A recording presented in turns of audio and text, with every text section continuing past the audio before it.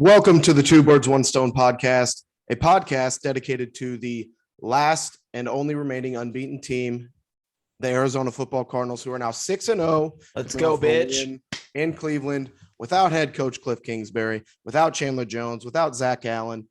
A game where the Cardinals had to rely on a lot of different moving parts to succeed, and they did pretty well from start to finish. Kyler played damn well. I mean, basically, It seemed like he was calling a lot of his own plays, like that first and second drive, especially. It was like a check or an audible, basically, the first two or three, the first half mostly. But what are your initial thoughts after the victory?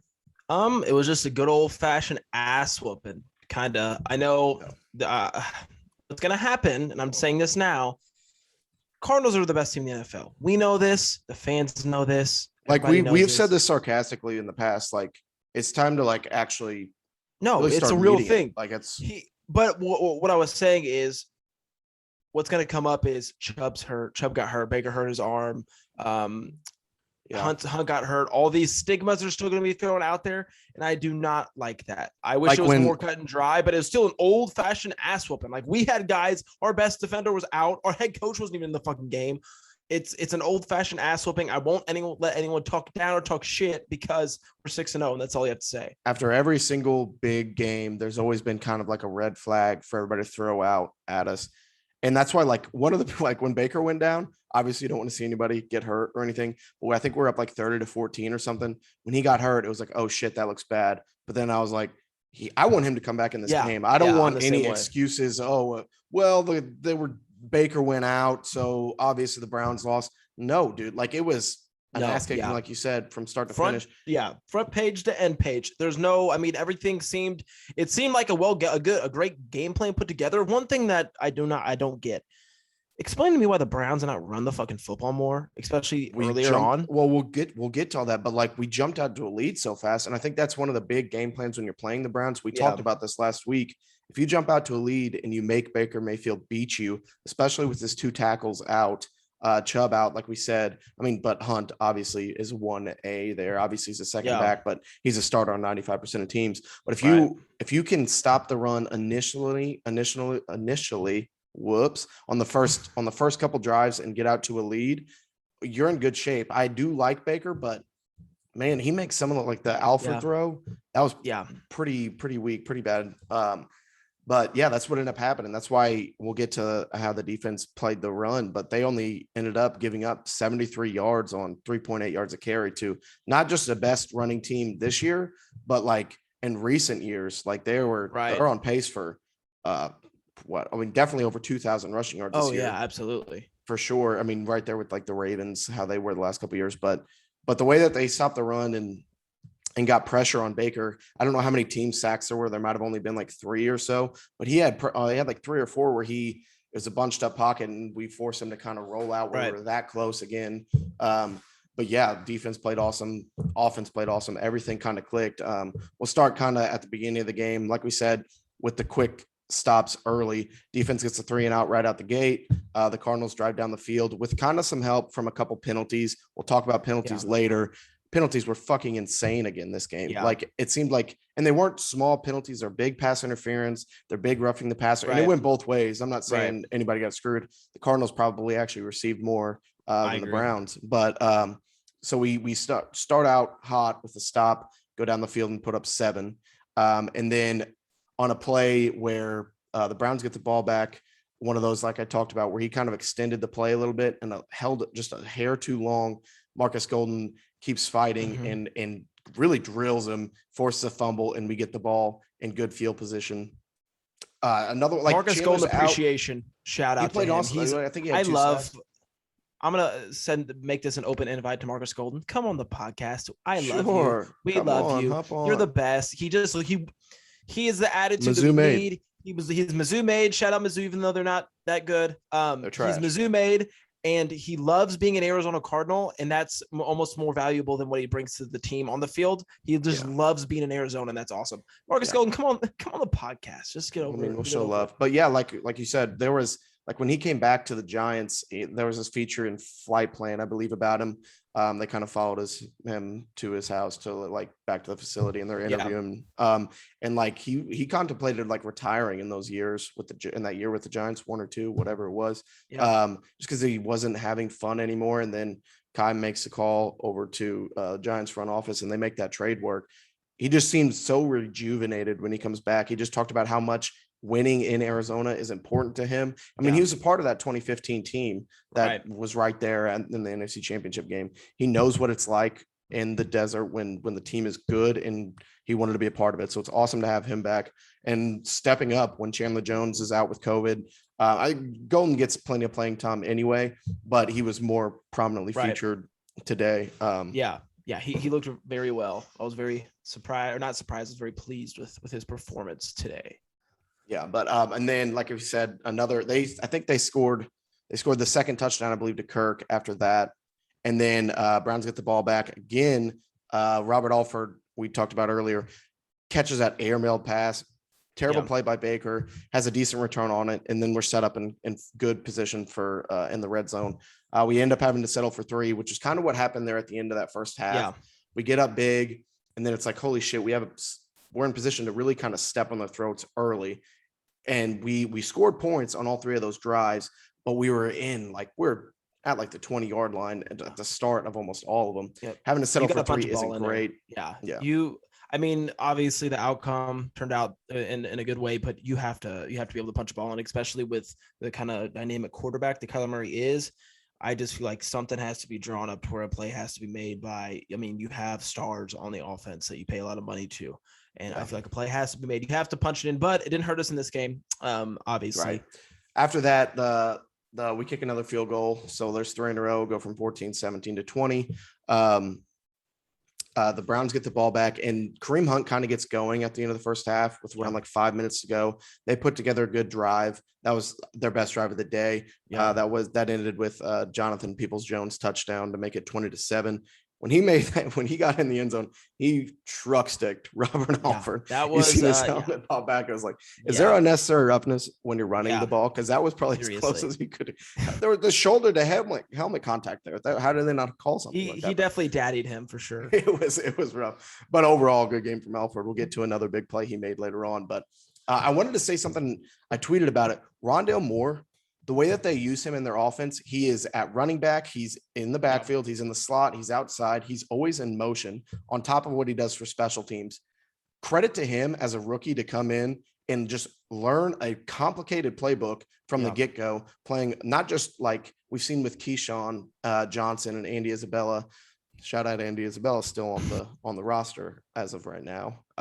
Side note, but we've seen young rookies not be able to kind of grasp this system, and it kept them off the field. He's not only learned his receiver position, he's learning running backs plays, he's learning the outside the slot, and like I said, special teams too. That's shout out to him, because that's tough for anybody, let alone a rookie. So he didn't have rookie of the nothing year. Crazy. They give him the ball enough. Like it seems like there was always. He has the opportunity for that to be made. I mean, I guess Jamar Chase. I don't know what he did today. If he scored another touchdown today, that's crazy. He scored another one. God, Jamar Chase. He's insane, remember the preseason when Jamar Chase couldn't catch a ball?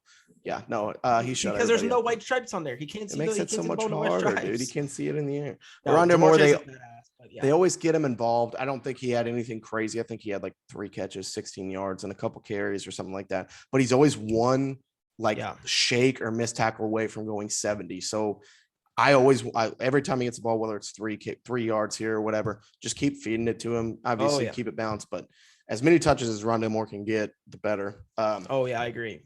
Another big thing in the first half, obviously Rodney Hudson out. There was like 3 or 4, I think 3 fucked up snaps between Kyler wasn't even paying attention or he just straight up dropped it. And you don't want, I mean, a couple of them or one of them or at least was on Kyler, but with the new center in there, Max Garcia, it was like, you want to have him back as soon as possible. I think he was on IR. They put him on IR, so he's out 3 weeks at least. Yeah. So I think that puts him out for the Packers game. So today, the Texans and the Packers game. Yeah. So the Texans, you're not as concerned, but it'll be tough having him out against Again, a team like the Packers. I feel like you kind of have to take that with a grain of salt as well, because of course, backup center coming in. But I will say, I don't know who fed Kyler Murray popcorn before the game, but he did not take care of the ball very well. I He mean, had like two fumbles, yeah, 2 or 3 that were kind of like the one where I think it was an option, and he pulled it and went left. Mm-hmm. And he was just running and had the ball, and he had it in one hand. It just fell out of his hand. I think he's always carrying it a little loosey goosey. Yeah. I think that on the one you're talking about, when he's running, he comes back and his own knee hits the ball out of his hand. He fell on every single one. We never lost possession, but yeah, we always want to see things cleaned up a the little bit. miscues will get cleaned up. They will get cleaned up. I said it's a backup center, and I guarantee whenever Cliff gets back, he'll line that right out. Oh, I'm sure Cliff will just get on his ass. He's just gonna, he'll clean things up. I'm sure he's such a dick to Kyler. He's probably hard coaching 100%. Absolutely sarcasm, actually. But so yeah, no, he recovered all the fumbles, no picks today. So a pretty clean game from Kyler. 22 of 30, 229 yards, 4 touchdowns, and no picks, like he said. So 4 touchdowns and no turnovers. This is a good Browns defense. Yeah. Like the put up, we'll get to it later, but the difficult teams that we face this year, the hardest teams we played are the biggest blowouts that we've had, and they've all been on the road. So we'll get to more of that later on. Which I will say that Browns road crowd was actually insane. Like they were crazy. They were ruckus. I will shout out the Browns, the Browns fans that were in attendance. You guys were brazy for sure. I want to go to a game in Cleveland sometime. It'll be a while till the Cardinals are back there, but that would have been a fun one to be at. Yeah. Hostile environment. Jumped, but that's fine. Yeah. You win some, you lose some in that situation. So, like I said, the Cardinals at the end of the half kind of had to settle for field goals a little bit. They make it 20-7. They kick another field goal after the Peoples-Jones touchdown. And at 20-7, the Browns get the ball back before the half. We're kind of sitting on it around midfield, make a couple stops. Cardinals go prevent defense with like 3 seconds to go. Baker Mayfield drops back, rolls out right a little bit, launches one, and a touchdown to Jonathan Peoples-Jones on a Hail Mary at the end of the half, where I think there were 3 Browns there and 1 Cardinal really in the vicinity. Not really how you draw it up when you're preventing a Hail Mary. Cardinals Twitter was freaking the fuck out at that point, talking about how terrible we were. Even at that, it was similar to the Jaguars return kick at part of halftime on the missed field goal, where it's like you're really playing a decent game. And Jags game was a little different. We were trailing, but in this game, we're playing lights out against a playoff team without your head coach. And yes, it's a big momentum swing, but you're up 9, doubles 2 scores on a good team going into the half. Nothing you need to fucking freak out or throw anything against a wall. You don't want to see that. And it's one big mistake, and it was a big one. It could have changed some momentum, but it ended up working out. So it's part of the game. That kind of shit happens, and it happens to the best teams in the league. And it's just, like I said, it's part of it. No need. Everyone relax. It's going to be all right. And then, coming out of halftime, the Cardinals got the ball first, and the Browns did force us 3 and out. And at that point, like, okay, momentum hopefully kind of stops here. But then the Cardinals come back after punting to the Browns. They sack Mayfield twice on the same drive after a run with Hunt.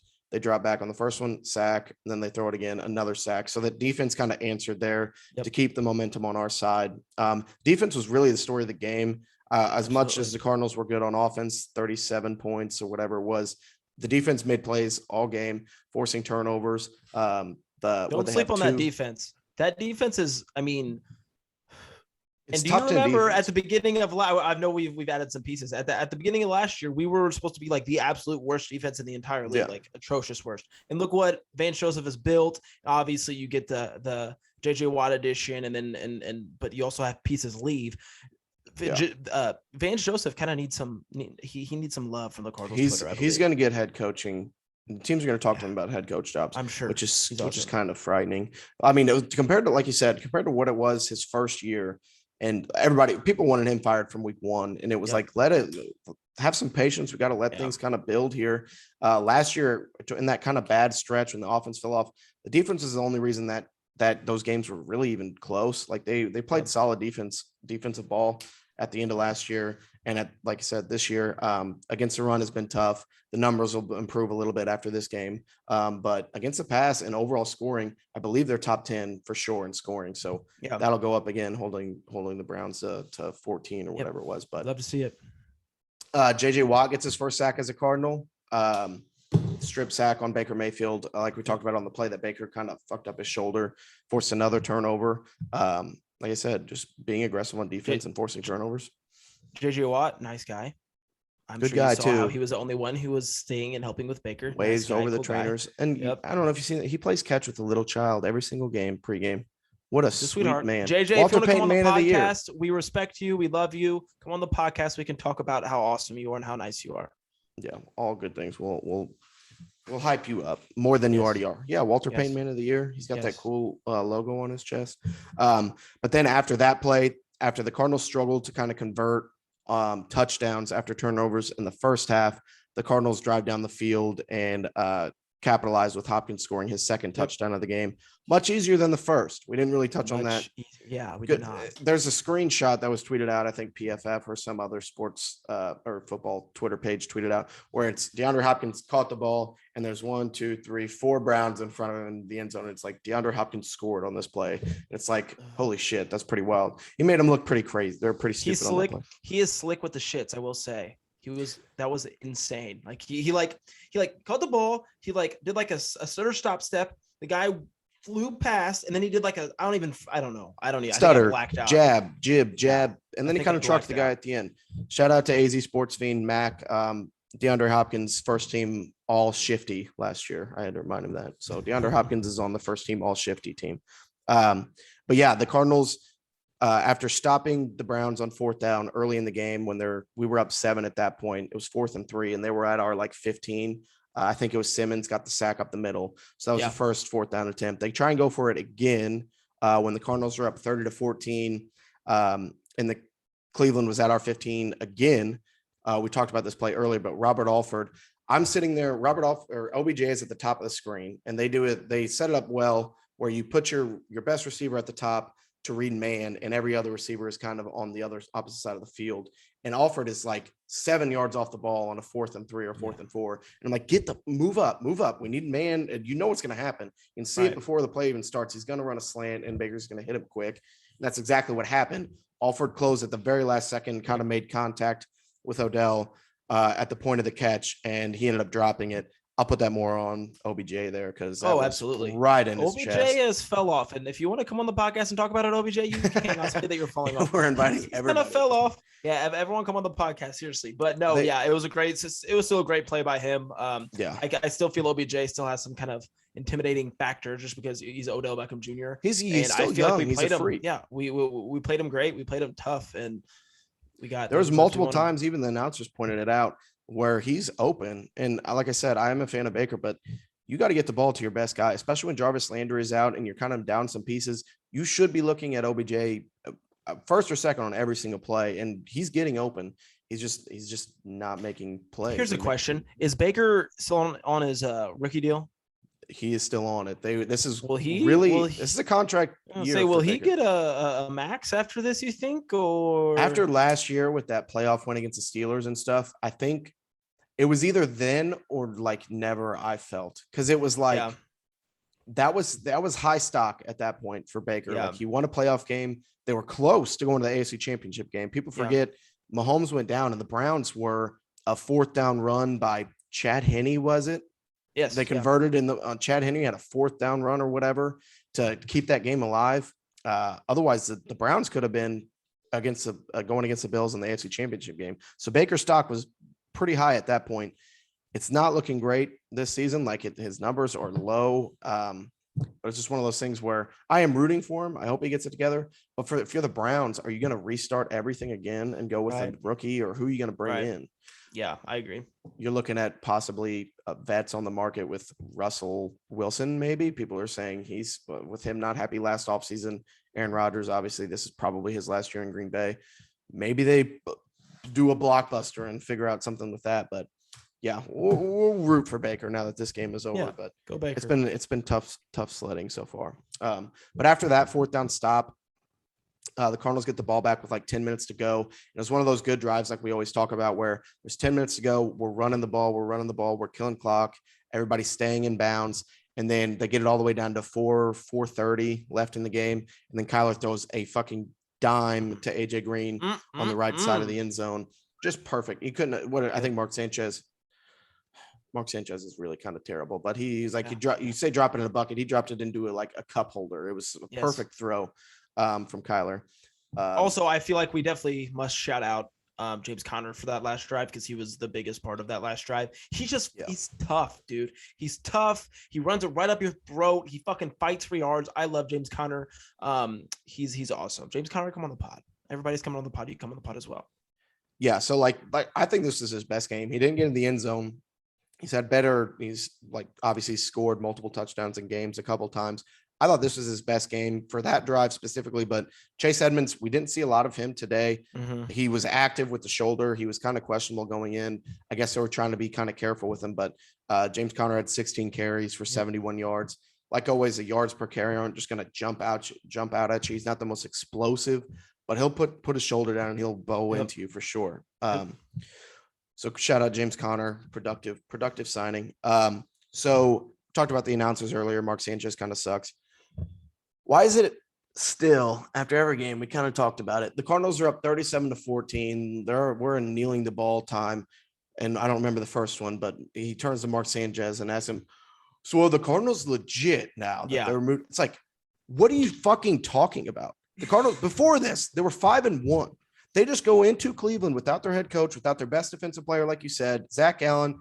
Their assistant quarterback coach is calling plays.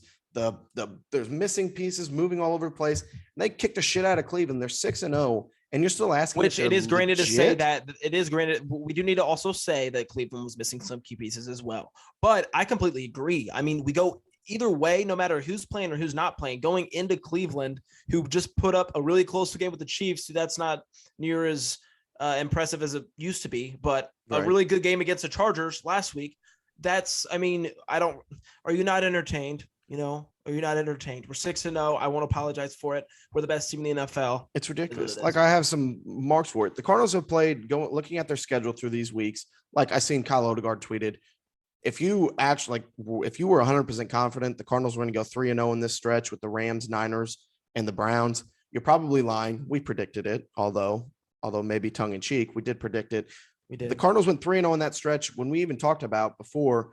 Oh, what's an okay record to take? Maybe 4-1. What they swept it. They won all. I was not expecting to come out of that stretch undefeated at all. I was bracing for 1-2, hoping for 2-1. Yeah, we're 3-0. There's nothing to apologize for. There's nothing to convince. We're the best. That's all I gotta say. So 6-0 when we played 4 games on the road, and 3 of those road games are against the Rams playoff team, Titans playoff team, Browns playoff team. And those 3 wins were 37-20, 38-13, and 37-14 today. And then the other one was in the Jags, which people say, oh man, they played shitty against those double-digit scores. And you take away that kickoff return at the end of the game, it's not even close. So they're going on the road and they're kicking the shit out of teams. And you're still asking if we're legit. What the fuck are you talking about? I get it. It's the Arizona Cardinals, and people are always kind of putting us down. They've never been good. Never won a Super Bowl. Our franchise has probably a below under 500 winning percentage, but it's a new year and it's a new regime. So I think today in this game will shift a lot of things. I don't think there'll be many power rankings out there that have the Cardinals below number 1. And if there are, I don't know what to tell you anymore. They are? Fuck them. That's what I'll say. Exactly. Like we said earlier, you got to give a shit ton of credit to the whole coaching staff. Yeah. Because they didn't find out until, I guess, Friday. It was Friday, wasn't it? Yeah. They found out. Yeah. That's what broke. 3 days notice. Like, to be able to kind of learn on the fly. And obviously Cliff kind of probably scripted the first few drives as best that he could, but everybody kind of coming together and pitching in where they can. It was as impressive. I know we say this after every big game. That's different. Right there with the Rams win. Yeah, with how many things were kind of with all the adversity we were facing in that game. Rams game was badass because it's the Rams and we beat McVay and stuff. But I mean, there's so many missing pieces that we had to work around, and it turned out well. And that's just that kind of goes to show what this team is kind of built for and made. made for. So hopefully it ends in a deep playoff run. Exactly. So we'll go now to the always appreciated and accredited Two Birds, One Stone Player of the Week award. This guy had a forced fumble sack, a tip pass, 5 tackles, and then another couple QB hits. We're going to go ahead and give this to JJ Watt. Woo, woo, first timer. Woo. Another first timer. JJ played a great game. And even he was so close so many times before that sack. Yeah. And it's not just been this game. That was his first as a Cardinal. Not just this game. He's been so close all year. He's always getting in the backfield. He's disrupting running plays, even if he's not the one making the tackle. Right. We talk about it before. It's these veteran leaders that you bring in that absolutely change everything in a locker room. So JJ Watt is a culture obviously changer for sure. He's probably the biggest one, biggest name at least, and he's probably, I would say, the most vocal. But yeah, big game from JJ Watt. Shouts out to JJ Watt. Shouts out. Big ups. So we keep that going, and then we'll get Chandler hopefully back next week, and Zach Allen and D-line will be even more effective. But do you want to get into your bets? The bets of the week. Well, ladies and gents, your boy is hot, and that's all I'll say. And I'm not going to let this joker try and tell me that that my strategy isn't effective. It won't work. You're crazy. You're stupid. You're ugly. All I've been told by him. All right. So here's what we had. Let me find it here. Okay. So I'll start with the losers, of course. This is all money line. I had in a parlay, I had Jags, Panthers, Chargers, Lions. In every single one of those lost, or besides the Jags, every single other one of those lost. Okay, the Bengals were a trendy pick this week to get their, or not the Bengals, the Lions were a trendy pick to get their first win this week, and that what was that, like due 35-3 or some shit. It was this was the one where like the Lions have been hanging in there, and the Lions, they haven't won, but they're gritty and they're fighting. Yeah. It's like, no, I think the Lions might suck, and I will never. Well, that could. I mean, but shout out to the Jags on getting their first win to move to 1-4. Do you think he's still in London and partying with the missus or the British ladies? Probably catching some nice tail, I would imagine. So for my second one, I had the Chiefs minus 7.5, which I usually don't do the spread shit, but I felt good about it because they needed a nice bounce back win. That delivered. I had the Cardinals money line. I'll bet on the Cardinals every single week until they lose. And then I had the Raiders money line as well. And that was 10 to win, 115. What was the score of the Raiders game? Oh, it was like, I think it ended at 2 or 3 score game. Let me look. Oh shit. Did you watch a lot of it? For the most part, yeah. They kind of had a good hold on it after the second half. It ended 34 to 24. Justin Fields plays for the Bears. Well, they played the Bears, didn't they? Wasn't it Raiders-Bears? No, they played the Broncos. You know football? Oh, shit. I don't know anything, dude. You don't know football, dude. I don't know anything. But that Broncos, dude. That's a nice win. I'm 3-0. Nice win. I won't apologize for being, or 3 in a row, not 3-0. I'm on the year in my hits. I think I've only lost 2 weeks so far. So you say it's not sustainable. How much are you up, dude? The haters. How much are you up then? I'm up 420 on the year. Talk that shit. Shout out $420. Shout out 420. Shout out, folks. He's up $420, and he never wagers more than $10 a bet. So like I said, it's working, and I'm not going to give it shit. Is it sustainable? Who knows? So far, it is. He's hitting. Hey, so if someone wants free bets, they can pay me for it, but I will not give them out for free. So props to Garrett. Props to little brother on winning money. I had 2 bets this week. I took the Rams over the Giants, hit. Chiefs over the football team for the same reason you said, just because they needed to bounce back. Can't imagine the Chiefs being 2-4 or whatever they would have been. Yeah. It's another 3-3. And then I had the Chargers over the Ravens. If you listen to this podcast, I'm a big Chargers guy this year. They got their asses kicked today by Baltimore. Baltimore is going to be maybe number 2 on power rankings this week because they looked really good today. And with that comeback that they had against the Colts, they started off terrible, but they came back storming. And Lamar he's been throwing the ball well. Like he's been using his arm more than he ever has, and he's been playing pretty damn good. So watch out for the Ravens. We won't have to play them this year, so that's good. But because of the Chargers, I lost that one. That was $20 to win 50. This was the second parlay I had thought I was no shot to really win. I tried a Garrett parlay. I did $10. I put it on Cardinals money line hit, Cowboys money line hit, and an overtime win. Packers money line hit, Vikings money line hit, and now I got to wait on the Bills to beat the Texans in Tennessee the Titans in Tennessee on Monday Night Football. All road. I picked all road teams in this one. I'm nervous. I didn't even look at it. I wouldn't have done it if I knew this. I hate that it's Monday night and it's the last one that I have to wait on. I would rather just know if I won or not now. So I have to just wait until tomorrow night to see what happens. So that gives you something to watch for, I guess. But you've adapted, you've understood, you've seen excellence, and you've seen success in me. And I'm glad it's working for you. You know what they say, Garrett? It's a copycat league. Sure is. And I'm copycatting you. So, yes, we'll see. We'll see what happens on Monday night.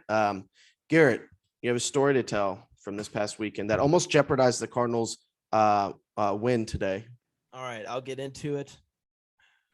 I didn't want to do this. I didn't want to do it, but we'll do it. Yeah, it's gonna make you look bad. So this weekend, I was kind of we'll say the boys were buzzing, and we went on a late gas station. It was our high school's homecoming. Yes, it was our high school. All the boys are back in town. The boys were buzzing. It was on a late Friday night. We decide, we're out of beer. We go back to the gas station to get beer. So while we're at the gas station, my tweak friend Connor Stark decided to grab us all Four Locos. Now, if you don't know about Four Locos, I think they're probably illegal in most states. Yeah. They're highly caffeinated alcoholic beverages that I think cause heart attacks in children. But for some reason, they're still legal. They're still legal in Missouri. So we get back to the house, and then everyone starts drinking the Four Locos, and I'm not having a good time. I'm doing pretty bad. Down bad. And everyone's kind of noticing it, and it's becoming obvious that I'm not going to finish the Four Loko. And I've vocally said, if I finish this Four Loko, I will vomit, and I don't want that. So our good buddy Ian decides to say, if you don't finish that Four Loko, then the Cardinals are going to lose. I said, you're crazy. So I said, let's make a bet. I said, if the Cardinals lose, you will come on this podcast. If the Cardinals lose, I will come back tomorrow morning and drink the Four Loko. But if they win, Four Loko that's been sitting there for 24 hours. Yes. But if they win, then you have to come on the podcast and say the Cardinals were the best team in the league, which he's a Patriots fan, he just hates us and doesn't want the Cardinals to be good. So this will be extra sweet. So we're going to phone him now. All right, I'll give him a call. Probably won't answer because he's a coward. I told him to expect a phone call, so.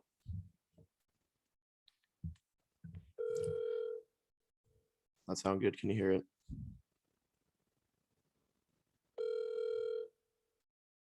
Watch him not answer. What a coward. Yes. Hey, Ian, how's it going, man?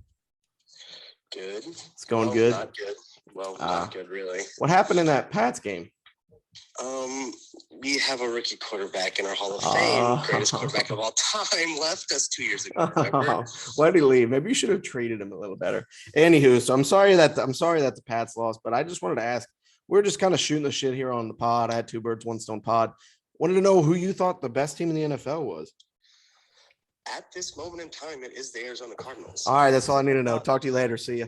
Fuck you, bye. So there's a caveat to this story. The world will never know whether the Arizona Cardinals would have won today if that Four Loko remained undrank. Yeah, so like I said, getting a big part of this story. Yes. Like I said, go ahead, take it away. It was homecoming weekend. I wasn't there Friday night with my fiance. My fiance's with child. I couldn't leave her at home alone for 2 nights in a row. So I decided I'll wait till Saturday night. Yes, I'm a brilliant person and fiance and just guy all around. So the Cardinals, I couldn't have that bad juju over our heads. I heard the rumor of this bet being placed and the bad juju being placed towards my little brother and my team, that if that Four Loko went undrank, that we would lose on Sunday. So when I arrived to my buddy's house at 8 a.m. on Saturday morning, before we go on our homecoming float, I go into his kitchen and I chug that Four Loko that had been sitting there for 10 hours. I finished it. For you, all of you listening, for all Cardinal fans worldwide, I couldn't have that karma going against us. So I did what my brother could never, despite the nasty flat taste that it had by the time I got to it. chugged the Four Loko, and the Cardinals won today convincingly, 37-14. And now a new trend might be I might chug a Four Loko before every single Cardinals game. I don't. I We'll would see not what put that out there. happens. I would, for anyone who's never had a Four Loko, no. For anyone who's calling me a pussy or a Pussy. bitch, Which I mean, or hey whatever guys, you want to call maybe me, you can I call 'em want that. you to go to the gas station. You can pause this, or if you're listening, you can listen to it on the way. Go to the gas station, buy a Four Loko, sit down and drink it from start to finish. And after you do that, you tweet at me how in what state of mind you are, and then we'll fucking talk. Okay. If you're in one of those states where the Four Locos are illegal, just drive to the nearest state Yes. border and find one there. But hey, I took one for the team and I did what I had to do. Thankfully, we'll never know if we would have been jinxed or not because there was not a drop left in that can. So That's so it's all worth it in the end. Cardinals coming out with a win. We'll talk a little bit about the Texans now. What did the Texans do today? We were on to the Texans this week. We'll be back at home against the Texans. Did they play? Do they have a bye? I don't know. I don't think they played. Both No, idiots. they did not play. Yes, they did. They played the Colts. The Oh. Colts kicked the shit out of them 31-13. Come on, Crank. Yeah. That brings their record down to 1-5. Every time we go through the schedule, we kind of pass over the Texans, probably rightfully so. But I don't want to see another Jags thing. I don't want to give anyone more Right. reason to say, oh, well, they struggled against the Texans. Let's go out and win by 2 scores at least. Let's run the ball. Let's not fuck around a little bit. We'll have pieces back. There's really no excuses in this one. We've seen them in a big game, like after a big game before, and not really have a big letdown. I wouldn't say that the Niners game was a letdown. They still won. It was a close game. That's a division game, so I wouldn't call that game a letdown. Let's just take care of the ball. Keep doing what we're doing on defense. Davis Mills, that rookie quarterback, was thrown in the fire from the beginning. He got a feel for old long neck Davis Mills over there and Mills Mafia and Houston. But take care of business.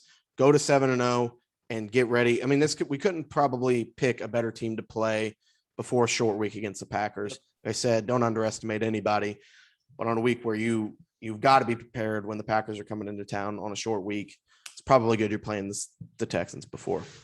I agree. It all makes sense. Just got to take care of the ball. And hey, at this point, we can say, do what the Cardinals do, right? Is that something? Do what we do because we haven't lost. So doing what we do is winning. Bullshit. Stay on our bullshit.